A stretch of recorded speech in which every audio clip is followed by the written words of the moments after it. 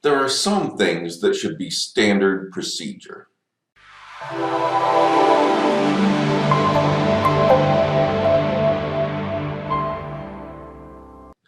Hi, I'm Dave Zagel. Today, let's start with a story. I want you to imagine Paul and Mary. They're a married couple, they got a few kids. One day, Paul says to Mary, I've got this pain in my side. I can't figure out what it is, just won't go away. It's nagging me. So I'm going to go to the doctor, get this checked out. So Paul goes to the doctor's office, sits in the waiting room a little while. His name gets called, so he goes into the exam room and sits patiently.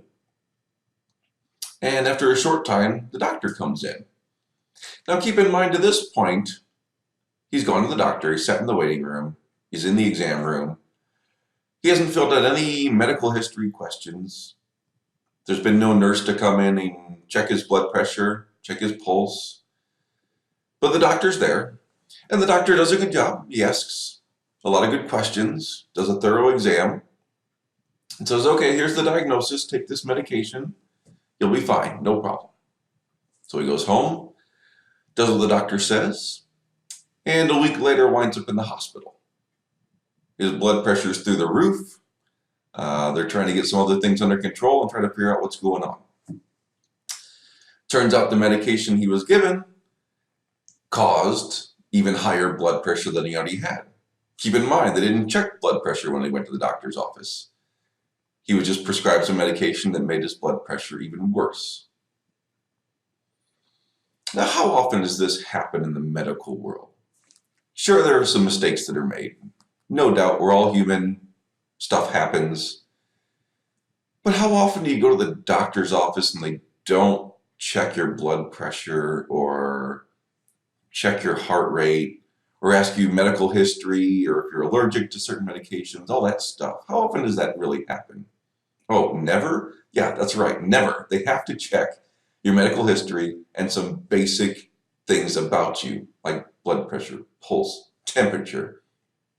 These are standard procedures. Now, I want to bring this back to financial planning. It's not a soft segue. There are some things that should be standard procedure.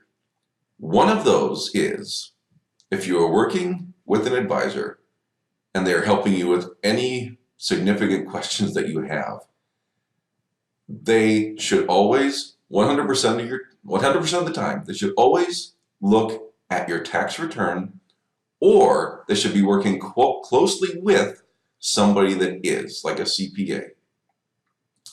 I have seen far too many examples, and very expensive examples. We're talking $10,000, $20,000 or more, where an advisor gave advice that had terrible tax implications, and that all could have been avoided. Completely avoidable errors. All it would have taken is a quick phone call to the CPA or a review of the tax return and maybe an hour or two of analysis, maybe.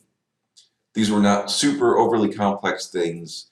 They were just completely missed, honestly, because the advisor didn't take the time either to learn about the tax implications or simply pick up the phone and call an accountant. So, the lesson that I want to make today and make very emphatically is that if you're working with an advisor, great. That advisor should be looking at your tax return and your tax situation always. Or if they are not and they don't know that information, that's actually okay, but they must work with somebody that you are working with on your taxes, like a CPA. They should always be working closely with them so that if a question arises, they can call the CPA, email the CPA. Just double check to make sure that whatever it is that you are deciding upon is not going to have some nasty tax implications. So that is my public service announcement for today. Again, if you're working with an advisor, awesome.